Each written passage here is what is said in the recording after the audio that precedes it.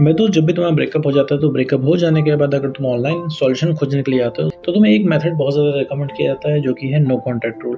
No contact rule नाम से ही जाहिर है इसमें सारे कॉन्टैक्ट खत्म कर देने होते हैं, लेकिन जब तुम ब्रेकअप हो जाने के बाद नो कॉन्टैक्ट रूल को अप्लाई करते हो, फॉलो करते हो, तो ये पूरी तरीके से तुम्हारे माइंड को टॉर्चर करके रख देता है। क्योंकि भाई जब तुम्हारा ब्रेकअप हुआ होता है उस समय सबसे ज़्यादा तुम्हें अगर किसी की याद आ रही होती, सबसे ज़्यादा अगर तुम्हें नीड होती किसी की, तो तुम्हारे एक्स पार्टनर की। और ऐसे में अगर तुमको कोई बोले कि भैया तुमको नो कॉन्टैक्ट रूल फॉलो करना है, कॉन्टैक्ट करने के बजाय तुम्हें कॉन्टैक्ट नहीं करना है, तो मेरे दोस्त कैसा लगता है ये तुमसे बेटर कोई नहीं जान सकता। लेकिन मेरे दोस्त यकीन मानो कि नो कॉन्टैक्ट रूल हर हाल में काम करता है और ये एक अचूक मेथड है। और मेरे दोस्त अगर तुम नो कॉन्टैक्ट रूल सही से फॉलो कर ले गए तो मेरे दोस्त ये तुमको स्ट्रांग तो बना ही देता है और साथ में ही तुम्हारे एक्स पार्टनर को उसके घुटनों पे भी ला देता है। लेकिन जब तुम नो कॉन्टैक्ट रूल फॉलो करना स्टार्ट करते हो तुम नो कॉन्टैक्ट रूल फॉलो करना स्टार्ट करते हो तो 3-4 फेज से तुम्हें गुजरना पड़ता है, जो अगर तुमने पार कर लिए, कठिन मुश्किल होते हैं, लेकिन अगर वो तुमने पार कर लिए तो मेरे दोस्त तुम, जैसा कि मैंने बोला, बेटर तो बन ही जाओगे। साथ में एक्स पार्टनर को भी पूरी तरीके से रियलाइज हो जाएगा कि आखिर उसने खोया क्या है।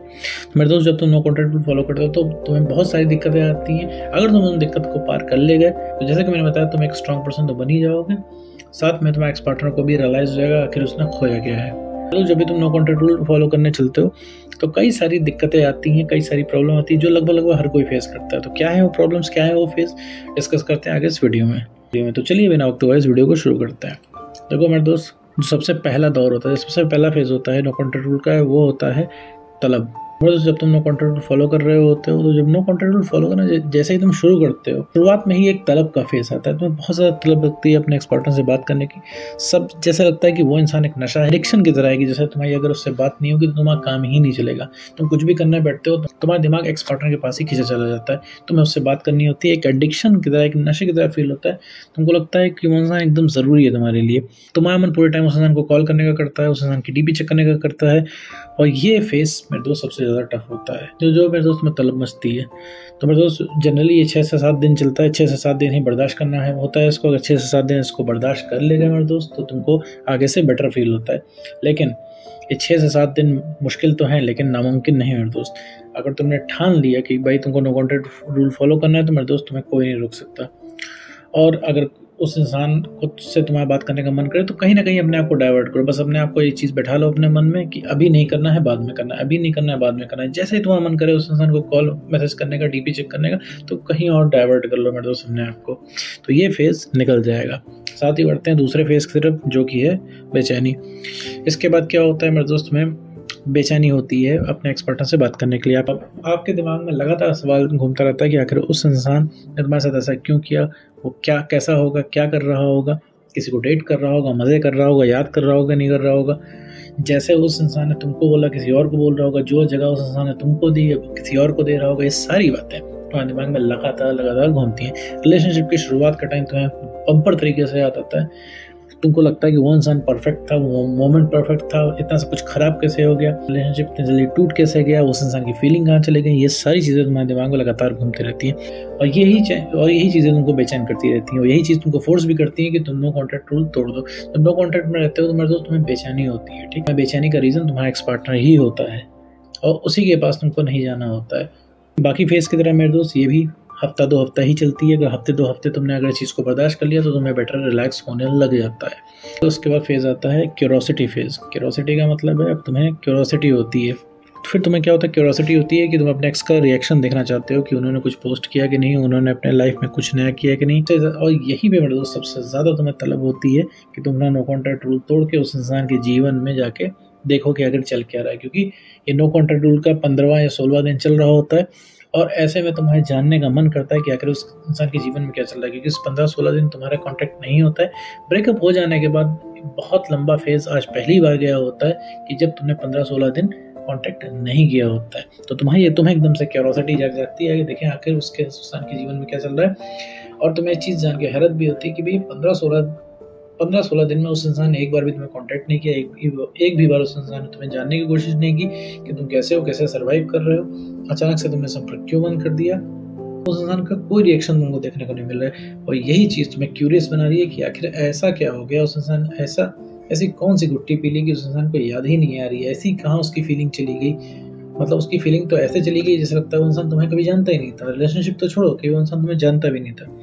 ये सबको लगता है, ये इस दौर से हर कोई गुजरता है, ये चीज़ नॉर्मल है। ये भी हफ्ता 10 दिन ही चलता है मेरे दोस्त। अगर इस चीज़ को तुम बर्दाश्त कर लेगे तो मेरे दोस्त तुम आते हो अगले फेज़ में, वो जो कि है एक्सेप्टेंस का फेज़।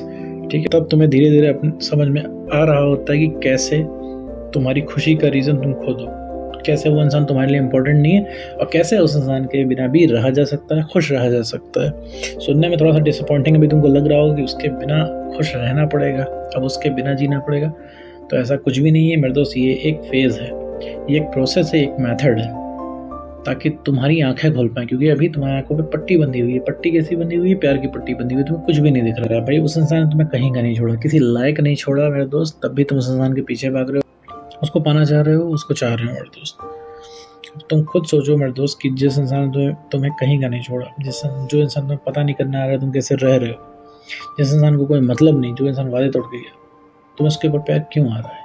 जैसा कि मैंने थोड़ी देर पहले कहा कि तुम्हारी आंखों में पट्टी बंधी हुई। तो इस चौथे फेज़ में तुम्हारी आँख की पट्टी धीरे धीरे खुलने लग जाती है। तुम्हें धीरे धीरे समझ में आने लगता है कि भाई तुम्हारी खुशी की वजह तुम खुद हो। तुम्हें खुद में बढ़िया लगने लगता है, क्योंकि तुम फिर अपने ऊपर काम कर रहे होते हो, अपने पेंडिंग काम कर रहे होते हैं, नए काम कर रहे होते हो जो तुमको लगातार खुशी दे रहा होता है। और तुमको धीरे धीरे साथ में ये भी समझ में आता है कैसे उस इंसान को सबक सिखाना है, कैसे उस इंसान से बिहेव करना है और कैसे उस इंसान का रिप्लाई करना है। फिर मेरे दोस्त आता है नो कॉन्टैक्ट रूल का लास्ट फेज़, जो कि है ग्रोथ फेज़। अब मेरे दोस्त तुम अपने लाइफ पे फोकस करना शुरू कर देते हो, तुम्हारी लाइफस्टाइल एकदम चेंज हो जाती है, तुम्हारी पूरी दिनचर्या चेंज हो जाता है। अभी तक क्या था तुम्हारी दिनचर्या में? क्या होता था? सुबह उठते थे तुम, सीधे अपना मोबाइल चेक करते थे कि कहीं उसका कॉल मैसेज तो नहीं आया।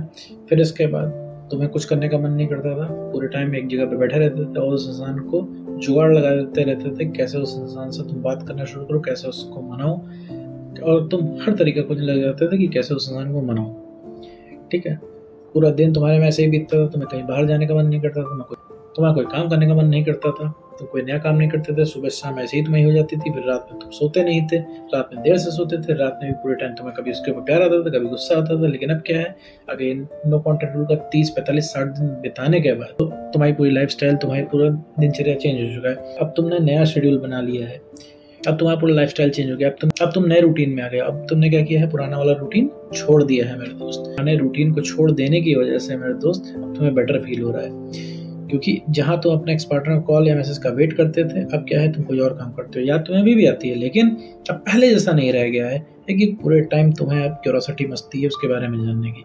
तो मेरे दोस्त यही है सक्सेसफुल नो कॉन्टैक्ट रूल।